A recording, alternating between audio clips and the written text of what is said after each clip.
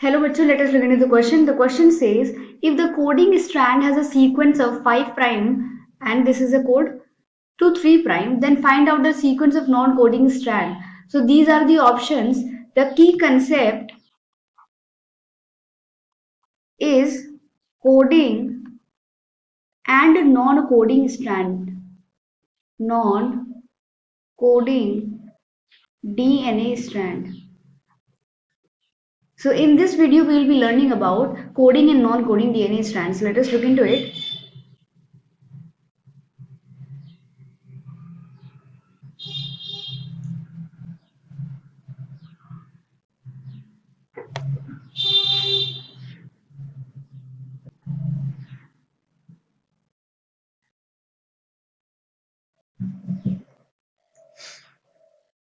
Suppose this is a DNA segment, and when it is opened in this form of fork, DNA fork, what we see over here, hydrogen bond is present, and when uncoiling starts due to helicase enzyme over here,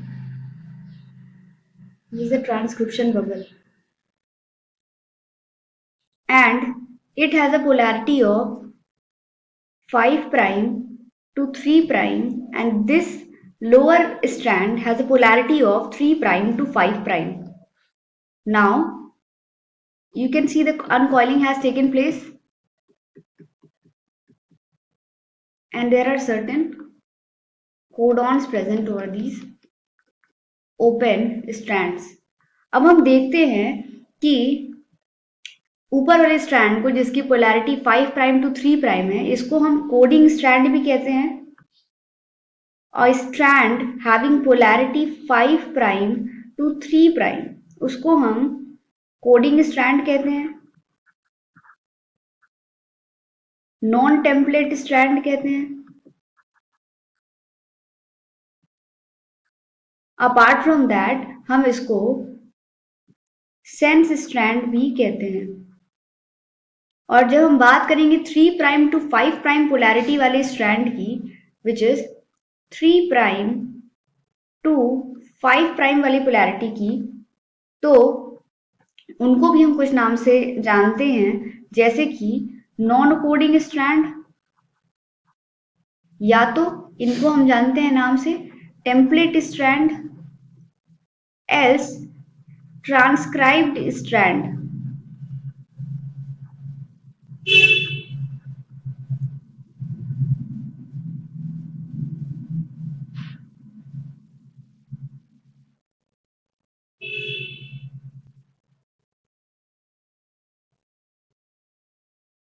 तो इन strands में क्या होता है, 3 prime to 5 prime जो strand रहता है, इन स्ट्रैंड्स में क्या होता है कि towards the 5 prime termination sequences पाए जाते हैं, और ट्रांसक्रिप्शन शुरू होता है from 5 prime to 3 prime direction.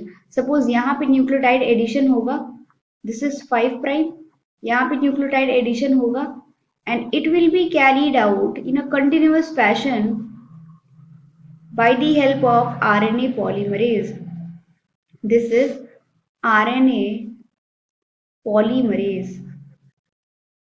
RNA polymerase इसके थ्रू हम देखेंगे कि ट्रांसक्रिप्शन कैरी आउट हो रहा है और एक लार्जर ट्रांसक्रिप्ट बन के तैयार है, जिसकी पोलैरिटी है 5 प्राइम टू 3 प्राइम। अब हम देख पा रहे हैं कि इसकी भी पोलैरिटी 5 प्राइम टू 3 प्राइम है, और ये इसकी कॉम्प्लीमेंट्री है।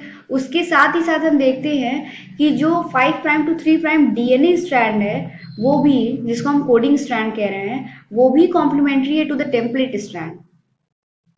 और क्योंकि ये दोनों ही कॉम्प्लीमेंट्री हैं और इनके कोड में सिर्फ यू या टी की ही डिफरेंस है आरएनए ट्रांसक्रिप्ट में और दिस डीएनए कॉम्प्लीमेंट्री ट्रांसक्रिप्ट में, डीएनए स्ट्रैंड में, तो इसीलिए ये सिमिलर होता है आरएनए ट्रांसक्रिप्ट से, तो इसको हम कोडिंग स्ट्रैंड कहते हैं। और टेम्पलेट स्ट्रैंड में प्रेजेंट रहते हैं एंटीकोडॉन। एंटीकोडॉन रहते हैं इसी वजह से एमआरएनए उससे बाइंड कर पाता है, क्योंकि इनमें कोडॉन्स प्रेजेंट रहते हैं और यहाँ एमआरएनए कोडॉन्स का फॉर्मेशन हो पाता है। बट ये सिमिलर टू कोडिंग स्ट्रैंड रहते हैं और इस similar to 5 prime to 3 prime रहते हैं, इसी वजह से इन स्ट्रैंड को मेनली हम रिफर करते हैं coding strand, non templated strand या सेंस स्ट्रैंड। सेंस स्ट्रैंड क्यों कहते हैं? क्योंकि it is very similar to the mRNA transcript that is made during the process of transcription. So हमने देखा कि 5 prime the transcript is having the DNA segment is having the codon AT CG AT C, this is C and G 3 prime. अब हमें बताना है कि non coding strand यानी कि टेम्पलेट स्ट्रैंड पे इसकी कॉम्प्लीमेंट्री सीक्वेंसेस क्या होंगे। तो हम इसको कोड करेंगे 3 प्राइम बिकॉज जो डीएनए डबल हेलिक्स है वो एंटी पैरेलल होती है और अलग अलग पोलैरिटी। सपोज वन स्ट्रैंड की पोलैरिटी अगर 5 प्राइम टू 3 प्राइम है तो the next complementary strand will be having the polarity of 3 prime to 5 prime. Now we'll be coding this template strand codes. It will be T A G C T A G C and 5 prime. So this is the polarity of the template strand, or you can say non-coding strand that we have talked over here. Now moving to the options, we will be comparing it. These are the options. Let us compare it. 5 prime TAG, 5 prime TAG,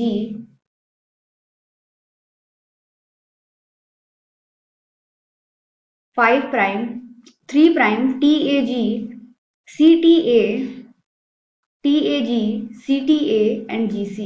So option A is correct. Now we can conclude that option A is the correct answer. Hope you all understood. All the best.